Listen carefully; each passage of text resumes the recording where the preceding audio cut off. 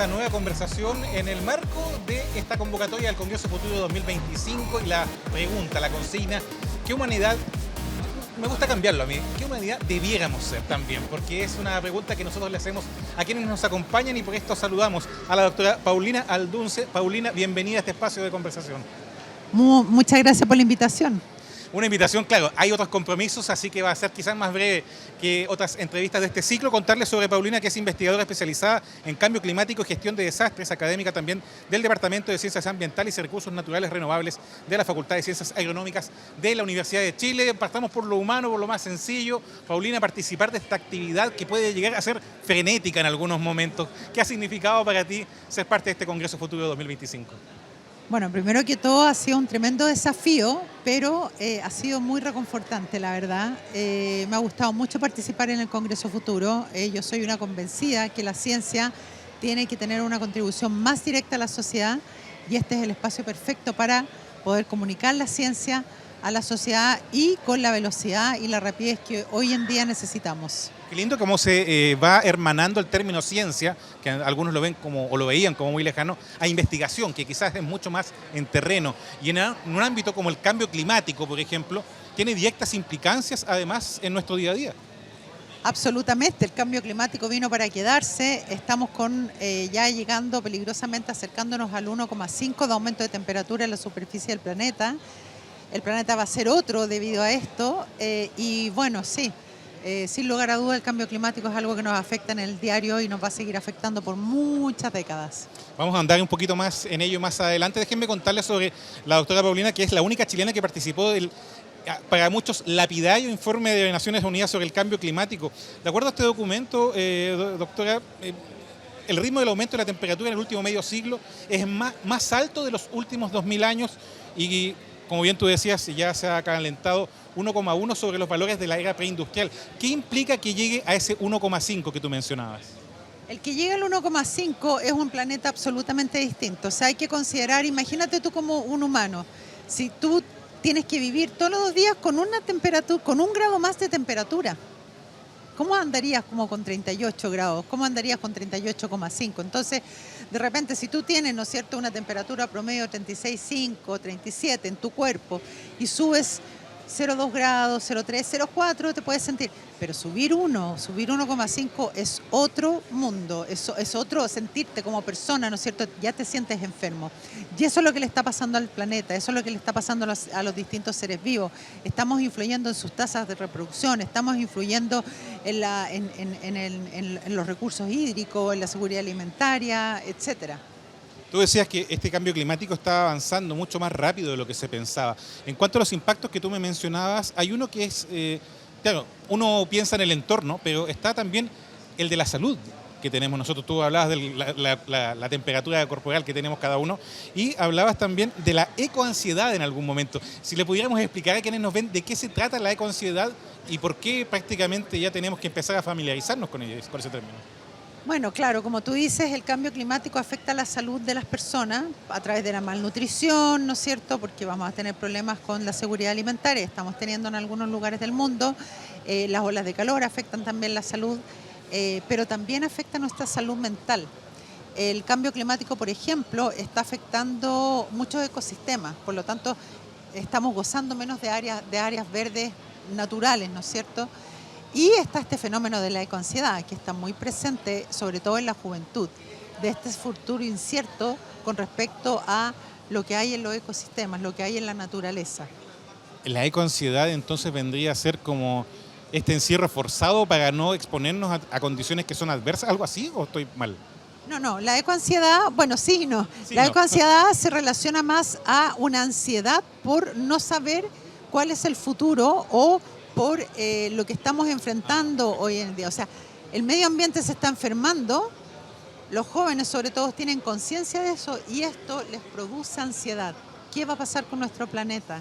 ¿Qué va a pasar con los animales? ¿Qué va a pasar con las plantas? ¿Qué va a pasar con nosotros que dependemos de estos ecosistemas? Eso es la ecoansiedad, una ansiedad que se te produce por el impacto que le estamos haciendo a la naturaleza, a los ecosistemas. Hace poco estuvimos en este mismo set hablando con un experto en hidrología y él acuñaba un término que la idea era posicionar para poder precisamente tomar medidas al respecto. Hablaba de gestión eficiente de recursos hídricos. En tu caso vendría a ser como acción climática, que eso es algo que tú también llamas a actuar ahora. Bueno, si lo podemos ahondar un poquito más en aquello, y a qué le hacemos ese llamado también, porque una cosa son las responsabilidades individuales, y nosotros que estamos muy vinculados al Senado de la República, por ejemplo, a las autoridades, a que tomen esas acciones en torno a políticas públicas, pero también donde dicen que faltan estudios, etcétera. Bueno, la verdad es que hay una responsabilidad compartida acá, y de eso se trató un poco mi presentación, que estamos en un momento, esta es la década en que nosotros estamos definiendo el futuro del planeta por los próximos miles de años. En esta década. En el mejor de los casos, si llegamos a los miles de años. Sí, tal cual. Entonces, en el fondo, aquí la acción tiene que ser colectiva. Y eso era un poco lo que se trataba mi presentación que di esta mañana, que en el fondo necesitamos acción, necesitamos urgencia, necesitamos avanzar, necesitamos las políticas públicas, necesitamos las empresas, necesitamos la tecnología, pero no es suficiente. También necesitamos una acción individual. Entonces aquí no se trata de decir, ¿por qué yo no voy a hacer nada si las empresas no hacen nada? O la empresa decir, ¿por qué yo no voy a hacer nada si los políticos no hacen nada? Aquí cada uno tiene que actuar, cada uno, porque cualquiera que se baje de la ecuación no vamos a poder llegar a un futuro habitable en el planeta. Claro, las autoridades políticas precisamente hablan de que se necesita mucho levantamiento de información, y ahí es donde acuden a los centros de estudio, a las casas de estudios superiores, que a su vez reclaman también falta de apoyo de los estados. ¿Cómo anda Chile en ese aspecto si somos autocríticos a propósito de tener catastros, datos, información de cómo tomar medidas que quizás nos lleven a manejar de mejor forma aspectos como el cambio climático? Vamos a empezar desde arriba para abajo. Vamos a cortar cabeza. Aquí sin censura, por favor. La verdad es que, me acuerdo que cuando terminamos de escribir el último reporte del IPCC, que fuimos como varios autores chilenos, yo solo fui la única que fue del reporte de síntesis, que es el que integraba todos los reportes del ciclo, pero hubo más investigadores que participaron también como autores. Y estábamos terminando y ya nos estaban preguntando cuándo van a escribir el próximo reporte. La ciencia ya está. Obviamente podemos seguir profundizando, obviamente podemos seguir avanzando, pero la ciencia ya está. Ahora lo que falta es moverse más rápido en la toma de decisiones y en la acción individual y colectiva. No nos sigan pidiendo más. Nosotros vamos a seguir haciendo nuestra pega, vamos a seguir investigando. Obviamente que hay que seguir investigando, obviamente que hay que tener más información basada en lo empírico, pero la verdad es que ya hay suficiente información para tomar decisiones. Ya no pueden seguirse escudando detrás de nosotros, los científicos, en que no hay suficiente información para tomar las decisiones. Sí hay suficiente información para tomar las decisiones y podemos generar más, y lo estamos haciendo y lo vamos a seguir haciendo, pero ya hay suficiente para tomar mejores decisiones que las que se han tomado hoy día desde lo internacional a lo subnacional. En un ambiente como este, en el Congreso del Futuro, no solo en esta edición, me quedo dando vuelta a propósito, no quiero hacer el paréntesis. Hace algunas ediciones de Congreso Futuro se hablaba precisamente de evitar la incertidumbre, que es uno de los campos al que hacíamos alusión. Volviendo al tema, acá en el Congreso Futuro se habla mucho de la tecnología. El año pasado el énfasis estuvo puesto en el metaverso, en la inteligencia artificial. ¿Cómo estos avances, estos nuevos escenarios se vinculan de alguna forma también? Se habla con muchos campos, pero en lo que tiene que ver con la mejor lectura en cuanto a lo que tiene que ver con el cambio climático, con la investigación de la gestión de desastres, que también es algo donde Chile es especialmente vulnerable. ¿Hay una vinculación o todavía no se da ese nexo, o el nexo ya se da, pero no en Chile? ¿El nexo exactamente entre la tecnología? Entre cómo canalizar mejor estos avances para la gestión de desastres, para abordar de mejor forma temas como el cambio climático. Sí, lo que pasa es que frente a la urgencia y la incertidumbre, una de las cosas claves es el poder crear sinergias, colaboraciones. Ya no tenemos tiempo, no nos sobran los recursos, ni económicos ni personales, por lo tanto las sinergias son fundamentales en poder avanzar lo rápido que necesitamos avanzar. Entonces necesitamos más colaboración, necesitamos que la tecnología llegue a más personas, necesitamos que el conocimiento científico llegue a más personas, necesitamos alimentarnos del conocimiento local, necesitamos más colaboración y sinergia. Sin colaboración, sin co-construcción de un futuro, no vamos a llegar. ¿Y por qué cuesta tanto? Me da la impresión, tú me puedes corregir, pero en Chile cuesta, se genera consenso cuando se quiere hablar de trabajar en interdisciplina, pero al momento de llevarlo a cabo como que cuesta un poco, estoy equivocado. Cuesta en todo el mundo. Obviamente la sociedad actual que conocemos y que hemos formado, ¿no es cierto?, es una sociedad muy individualista. Y esta sociedad individualista, tú piensas, en el fondo, si tú no estás en comunidad, es mucho más fácil manejar a las personas, ¿no es cierto? Y no, el foco ha estado en crear sociedades muy individualistas y lo hemos logrado bastante bien, lamentablemente. Cada vez somos menos comunidad, lamentablemente. Y yo creo que es ahí donde está el problema. Tenemos que volver a ser comunidad, tenemos que volver a levantar valores como la empatía, tenemos que volver a hablar de valores. Te apuesto que, no sé, si le preguntamos aquí a la mayoría de la gente cuáles son sus 3 valores más importantes, tendrían que reflexionar. Estoy viendo gallos que estáis reflexionando aquí. No lo tienen en el top, ¿no es cierto? Aquí. Estos son mis 3 valores. La gente tiene que reflexionar. Y tus valores lo que guían tu vida. Pero ni siquiera hablamos de eso. Entonces, la verdad es que, claro, tenemos que empezar a hablar de otras cosas. No solo de la tecnología, no solo de la inteligencia, no solo de los recursos económicos. Hay muchas otras cosas que hemos dejado de hablar y que son muy fundamentales para el desarrollo de la sociedad. Qué buena reflexión nos ha dejado Paulina. Ya vamos llegando a la parte final porque, claro, estamos un poco apurados contra los tiempos, la agenda acá no para en el Congreso Futuro 2025. Quería consultarte respecto a una cita tuya que leí por ahí, que es que, en realidad, a propósito de lo que conversábamos al principio, dice que ya perdimos. Tú no le dabas más de 10 años para superar ese 1,5 de grados, ¿no? Que va a tener directa influencia. Es tan así porque dice, claro, en realidad los pesimistas son realistas informados, básicamente, pero ¿ya perdimos realmente? ¿Hay alguna posibilidad, al menos, de mitigar ese diagnóstico que nos das? Sí, perdimos la posibilidad de no superar el 1,5. Esa la perdimos. Y un planeta bajo un 1,5 va a tener una pérdida de 80% de corales, por ejemplo. Nos estamos acercando peligrosamente al 1,5. Los gases de efecto invernadero que ya emitimos se mantendrán en la atmósfera por muchos años y muchas décadas. Por lo tanto, el cambio climático, aunque dejáramos de emitir, va a seguir. Por lo tanto, nos estamos acercando muy rápidamente al 1,5 y luego a los 2. Entonces ya perdimos la posibilidad de no superar el 1,5. Entonces, por favor, pongámonos las pilas para no superar el 2 o no acercarnos al 2, porque realmente es otro planeta y es un planeta que no va a ser tan habitable o no va a ser tan agradable para habitar. Acción climática, acuérdense. Al terminar siempre estas conversaciones con quienes acceden a venir a conversar con nosotros acá en este espacio en el marco del Congreso Futuro, le hacemos la pregunta, ¿no? La pregunta que es la más general de esta habitual. ¿Qué humanidad, Paulina, queremos ser o debiéramos ser? La humanidad que queremos ser es una humanidad con esperanza, pero esa esperanza pasa por cumplir con ciertas condiciones. No es una esperanza de que nos podemos sentar y van a llegar las cosas. No, es una esperanza que va de la mano de ciertas condiciones. Y esas condiciones son, por ejemplo, la acción, son el creer que cada uno de nosotros importamos más de lo que creemos, que era lo que yo estaba presentando. La acción fractal, los fractales sociales, los patrones. Si cada uno de nosotros se guía por valores universales que son aceptables por todos nosotros, vamos a poder mover la sociedad. Porque cada uno es como una celdita de un panal de abeja. Y si tú pones todo eso, haces el panal de abeja. Es el mismo efecto en el fractal social. Entonces, si nosotros nos movemos por estos valores, ahí está la esperanza.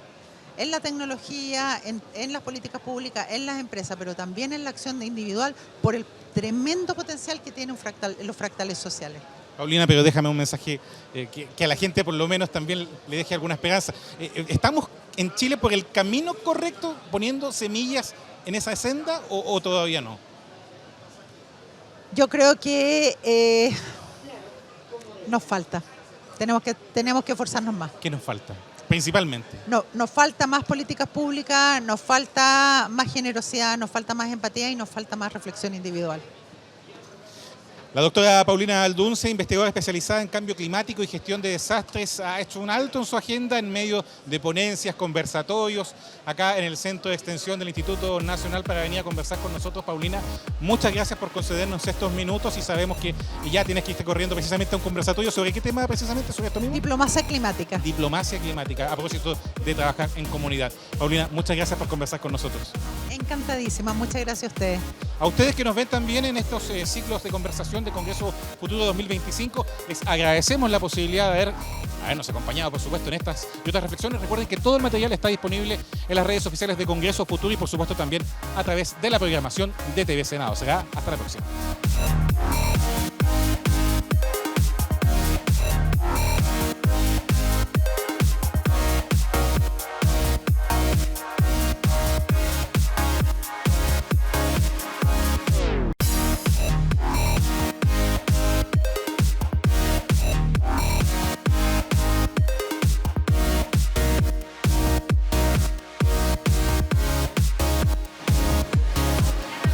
Hola a todos y a todas, bienvenidos, bienvenidas a este espacio para ustedes, para que conozcan a las expositoras y expositores del Congreso Futuro 2025, bajo la premisa ¿Qué humanidad queremos ser? Estoy en este momento con Pamela Meneses, subdirectora de la ONG Pesca Sustentable, una organización que está liderando un proyecto muy importante que se llama Futuro Azul. Pamela, preguntarte al tiro de inmediato, ustedes trabajan con la comunidad. Relévame, por favor, cuál es el rol que tiene la comunidad específicamente y cómo ha sido este acercamiento con las pescadoras y pescadoras artesanales. Bueno, las comunidades pesqueras cumplen un rol fundamental, puesto que es la pesca artesanal la que contribuye a la alimentación de las chilenas y los chilenos.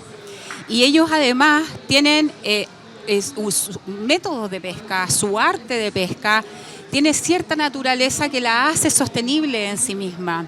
Y no solo, ¿cierto?, en términos productivos, en el ámbito de la extracción en sí misma es relevante, sino que genera mucho trabajo en torno a las actividades accesorias a la extracción del recurso.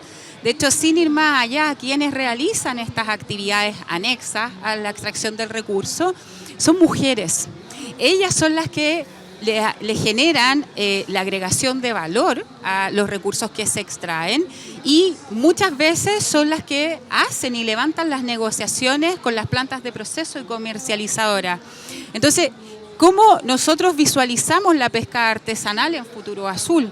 Nosotros la visualizamos como el natural proveedor que cumple características sostenibles, ¿cierto?, desde sus métodos de captura para ser el proveedor oficial de una cadena que abastece de alimentos en condiciones sostenibles a los consumidores, ¿ya? Y desde esa vereda es que es relevante que tengamos una actitud colaborativa, quienes pertenecemos a distintos tipos de instituciones, puesto de que ellos hoy, en contexto de los efectos del cambio climático, requieren especial ayuda y apoyo respecto a realizar monitoreos y evaluaciones científicas, puesto de que se le han generado cambios importantes en las condiciones, ¿cierto?, climáticas, en los entornos que eran conocidos para ellos, ¿no?, en sus zonas de extracción.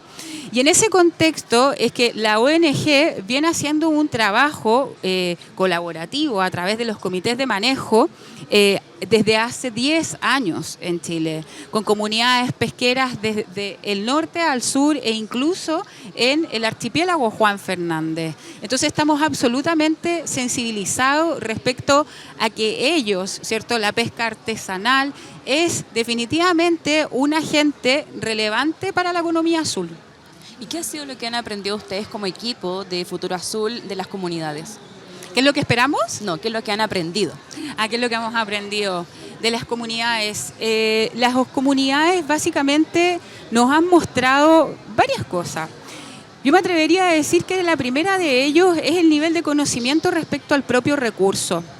Porque ello no solo implica conocer a la especie propiamente tal, sino que además su contexto ecosistémico y todas las variaciones climáticas en las que este recurso va creciendo y desarrollándose. Y en ese contexto es que ellos nos proveen de muchísima información a nuestros equipos científicos. Nosotros aprendemos muchísimo de ellos. Y además, entre ellos mismos, dado cierto un contexto de cierta adversidad, complejidad, ¿cierto?, para su fomento productivo, es que también en el ámbito humano enseñan mucho. Ellos como comunidad tienden a trabajar de manera muy unida y colaborativa. Y al caso, con temas de género, entiendan el rol de la mujer en los temas comerciales, en el contexto de la extracción del recurso también. Entonces tienen una visión muy colaborativa, muy inclusiva y un dominio importante respecto a cómo el recurso tiene sus propias características en el contexto, en el fondo ecosistémico en el que se extrae. Perfecto, entonces con lo que me comentas podríamos decir que Futuro Azul transversaliza la perspectiva de género, la educación oceánica también, porque al final es conocer cuáles son cuál es la biodiversidad que hay en el océano mismo. Exacto. Para poder alimentarnos sustentablemente de ella también, y como hablábamos también hace un ratito ahí, el tema de la diversificación alimentaria. Exacto. Y también hay un tema importante sobre la seguridad alimentaria. ¿Cuál es el rol de la plataforma con respecto a este tema? Muy importante la pregunta, Jaco, porque hoy día básicamente el que tengamos recursos en nivel de riesgo biológico tan alto pone en riesgo la seguridad alimentaria de Chile, ¿ya? Y esto hay que poner especial atención, es que es la pesca artesanal la que alimenta de alimentos del mar, valga la redundancia, de los chilenos. Entonces, si nosotros no somos capaces de, en nuestras políticas, ¿cierto?, en nuestras regulaciones, proteger la actividad económica que realizan los pescadores artesanales, estamos directamente poniendo en riesgo, ¿cierto?, la seguridad alimentaria de las chilenas y los chilenos. Entonces, nosotros en la plataforma hacemos fomento de la actividad de la pesca artesanal, la impulsamos y la ponemos en una plataforma que impulsa la economía azul, que es un elemento muy importante dentro de los conceptos de conservación y de sostenibilidad en el mundo, que recién se están apropiando y queremos que de ellos se apropien las comunidades pesqueras de Chile. Saberes y conocimientos para poder tener un entendimiento del océano, ¿cierto? Y poder ser consumidores sustentables y sostenibles también. Cuéntame, por favor, ¿cuál es el desafío mayor que tenemos para poder responder esta pregunta de qué humanidad podemos ser, o qué humanidad queremos ser en realidad? Sí. He estado reflexionando respecto a la pregunta y que está muy vinculado a nuestro rol de consumidor. Pienso que como humanidad debemos volvernos más estoicos, no ser presa fácil de los estímulos que nos dan rápidas emociones de satisfacción, como lo bonito y lo sabroso, ¿no? Y pensarnos un poco más, pensarnos y reflexionar respecto a la experiencia que tenemos a partir de estímulos del entorno y construir una idea. En esa construcción de la idea, vernos en nuestros roles, ¿no? Y uno de nuestros roles que está permanentemente con nosotros día y noche es el del consumidor. Nosotros consumimos y nosotros generamos impacto. Exacto. Y de ello es que nosotros podemos generar conciencia respecto a lo que tomamos y lo que dejamos, porque todo de alguna forma está impactando. Así que básicamente Futuro Azul desde ese punto de vista es una herramienta que le permite a esta persona reflexiva, ¿cierto?, que tiene un interés de contribución, ¿cierto?, o un mínimo sentido de responsabilidad, saber qué es lo que tiene que elegir y dónde elegir, y tener la satisfacción de que está realizando una importante contribución a la salud del océano.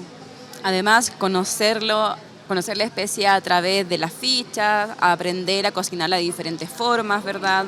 Toda esa herramienta que al final está entregando esta plataforma propiamente tal, porque es súper fácil decir, sí, diversifiquemos nuestra alimentación, pero el cómo, y ustedes se hicieron cargo también de eso.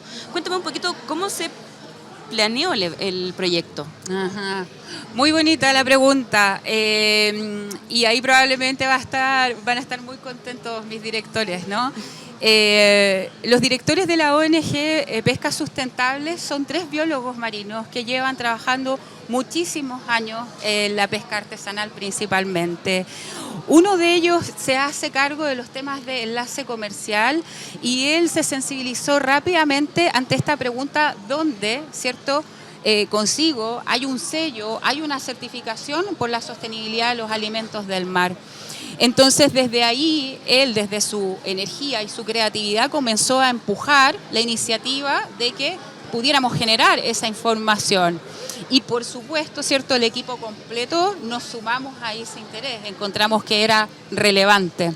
En ese contexto es que nos pillamos con el primer desafío, que era ver si acaso íbamos a crear una metodología para evaluar la sostenibilidad del recurso, o tomar una metodología científica conocida, validada, ¿cierto?, por la comunidad científica y avanzar sobre ella. Hicimos el pilotaje, el testeo y tomamos la decisión de tomar una metodología que ya estaba validada por la comunidad científica, porque entendimos que esa era la base y eso era vital, de que fuera efectivamente la evaluación del recurso una evaluación lo más científico-técnica posible y representativa del estado del recurso. Así que pasamos por un trabajo muy interesante con profesionales de diversas organizaciones, de ONGs de renombre, de instituciones públicas como la Subpesca, el Servicio Nacional de Pesca, IFOP, universidades, la Universidad Católica Valparaíso, la Universidad Valparaíso, una mesa de biólogos marinos principalmente, muy científica. Y les mostramos las primeras evaluaciones de los recursos y quedaron maravillados y les hizo sentido, lo validaron. Y ellos paradójicamente nos dijeron que estaba un poco científica la herramienta, así que ahí avanzamos en el arte. Esa es un poco en términos general la génesis de la creación de la herramienta. Qué bonita escuchar cómo se craneó, cómo tuvieron que ir respondiendo preguntas sobre preguntas y en cómo el pensamiento científico fue importante para el desarrollo de la plataforma propiamente tal, porque al final siempre tenemos iniciativas para poder ser mejores consumidores o mejores personas o mejores en cualquier cosa, pero no hay un acompañamiento para llegar a eso, como que Exacto. parece que fuera del punto A al punto B, pero nos olvidamos del trayecto y ustedes se hicieron cargo de aquello. Sí, sí. Cuéntame, ¿cuál sería la idea de que les gustaría a ustedes que quedara en cada consumidor, consumidora al momento de interactuar con la plataforma? La idea, me aventuraría en decir que tiene que ver con que tienen la satisfacción de estar aportando desde su rol en la salud del océano, de la forma en que utilizan la plataforma, sea educándose, conociendo del arte, realizando transacciones comerciales, dándonos feedback. Todo aporta y contribuye a la sostenibilidad de los alimentos del mar chileno y a nuestras comunidades de pescadores artesanales. Además, en un contexto de crisis climática, es súper importante ser conscientes de cada una de nuestras acciones, como comentabas recientemente. Entonces, efectivamente, hay que pensar un poco antes de actuar, porque cada una de nuestras acciones genera una reacción en el ecosistema, ¿verdad? Así es, Jaco, así es, generamos impacto. Exactamente. Cuéntame cuál sería la razón por la cual el corpóreo, el logo de Futuro Azul es una pulpa. La Octavia. La Octavia es el corpóreo de Futuro Azul. La Octavia la elegimos, la sometimos a votación democrática, así como el nombre.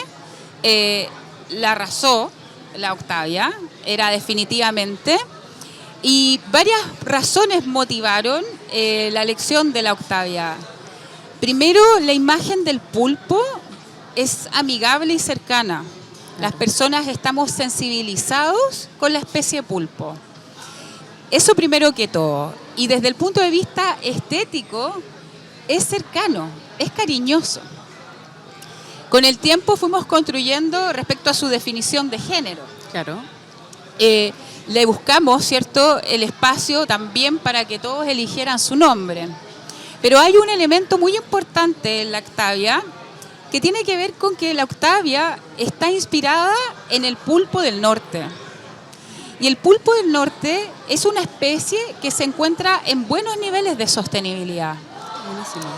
Y esa es una especie que está en esa condición justamente por el trabajo colaborativo que realizan buzos marisqueros de Tarapacá, Antofagasta, Subsecretaría de Pesca, Servicio Nacional de Pesca, comunidad científica, académicos, nuestro equipo de la ONG, y todos ellos trabajamos en un plan de gestión sostenible del recurso, que es un espacio que nosotros tenemos regulado por norma en la actual ley de pesca, al que nosotros sacamos provecho para colaborar a nuestras comunidades de pescadores artesanales para que resguarden la sostenibilidad de los recursos que extraen.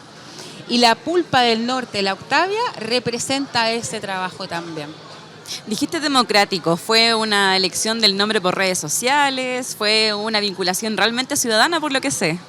Sí, efectivamente, el nombre de la Octavia se sometió a votación a través de redes sociales y salió la más votada, la Octavia, y nos encantó. Al principio, internamente del equipo le teníamos otro nombre, era la Pool Patty. Teníamos que llamarla de alguna forma para planificar sobre ella. Pero cuando ganó el nombre Octavia, nos gustó mucho. Le da carácter y representa esa estética tan cercana de la Octavia. Nos gusta mucho.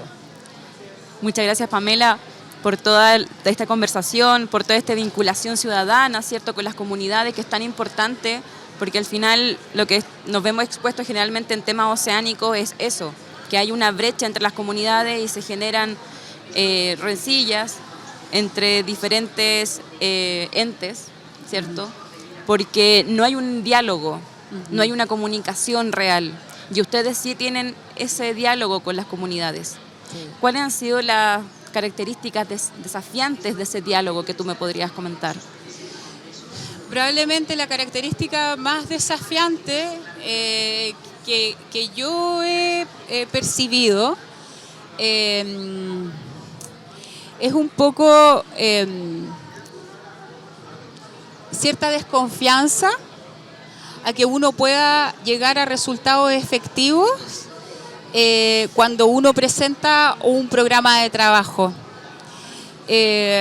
Porque como sociedad ya le hemos fallado a la pesca artesanal.